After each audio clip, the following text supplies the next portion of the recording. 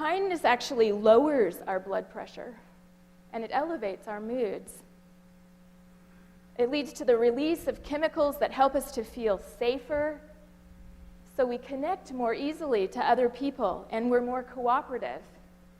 Kinder people live longer.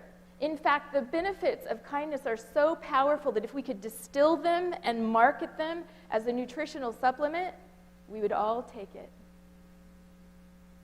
Kindness acts like salve to soothe the scrapes and bruises of life.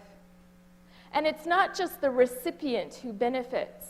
If you're kind to me, I'll benefit. But you will equally benefit. Both our brains will fire with powerful chemicals, creating a biological win-win. I've been reclaiming kindness in my own life with a kindness practice that I started about 5 years ago. I was walking across campus one day when I encountered a group of 4 young women engaged in cheerful conversation, and they unwittingly bumped into me and they knocked me off the sidewalk. They were so engaged with each other that they barely noticed me, even as they walked right into me. I was already stressed, and this just made me mad. But I didn't say anything. I avoided. And then I stewed. I came up with snappy responses that I could have said, and I kept myself upset for most of the day. I knew I was being petty, and I started to imagine the kind of life I was going to have if I kept this up. A lonely and grumpy old woman surrounded by my family of cats. And I knew something had to change. So I came up with a plan. It was a solo plan. I launched it with no fanfare. I came up with 3 words to add permanently to the signature of all my outgoing email. Be kind, always. These words are aimed at others. They need to be kind, always. Well, my new signature does create a bit of a stir, and people start to talk to me about kindness, like I'm some kind of expert on the topic. Be kind, always. It ends up that the words are kind of catchy, and some people tell me they're using them as a measure of their actions. And though I hadn't intended that for myself, I start to wonder about if I could. Other people's incivility still peeves me, but I start to get curious about my own. And I think it might be kind of interesting to be kind always. I start by bringing awareness to my email and to my driving, and I strive to give up gossip. And I find by holding myself to this intention, I do feel better. I'm happier.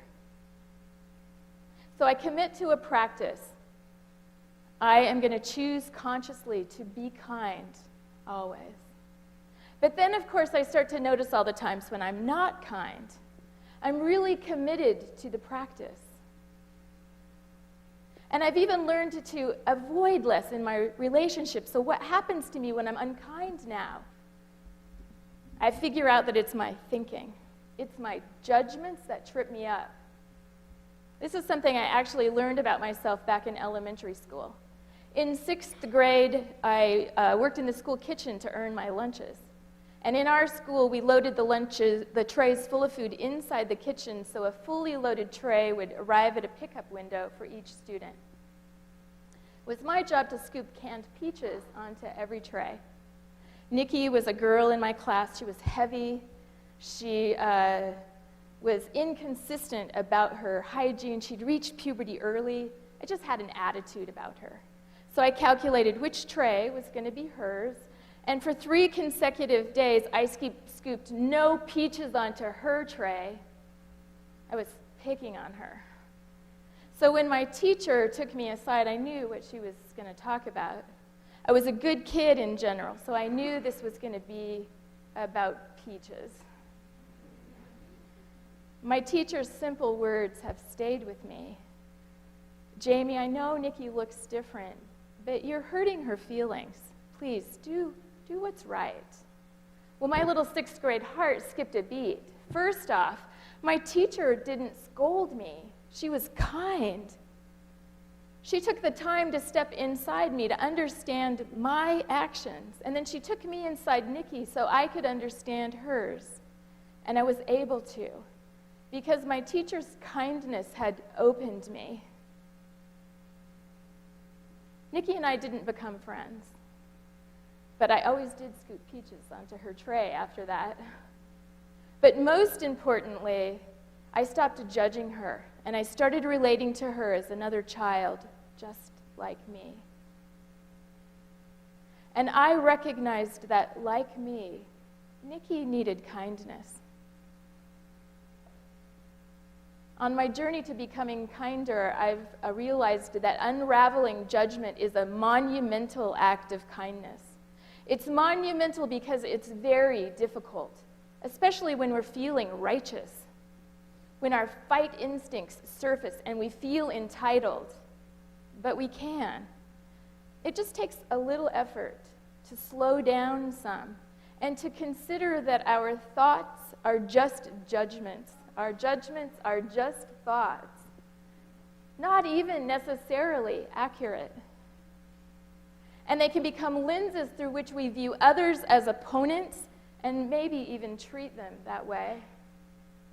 Alternatively, we can use a just like me lens, and through this softer lens, we can be reminded that others are pretty much all the same like us, equally human. And we can understand each other. We all make mistakes and cry and get impatient and bump into people on the sidewalk. And we all open when we're treated with a little kindness. I'm not suggesting here that we ignore incivility, quite the opposite, actually. We can be strong and say and do whatever is needed, but with kind intention. One day on my way to work, a young man on a skateboard jumped off the sidewalk right in front of my car. I honked my horn and he made it safely across the street. I was expecting a humble, sorry, but this guy flipped me off. I filled with indignant anger. And I admit it, I had the thought, I should have just hit him. But I'm already into my kindness practice a couple of years, so be kind always comes to mind. I find it's harder to be empathetic when I'm angry, but I stay with it. And I figure he was probably scared, just like me. And I've had fear turn to anger before. I know what that's like. With that shift in my thinking, my anger softens. And the truth is, I'm really glad this guy was not hurt. I can feel that. And that feels good.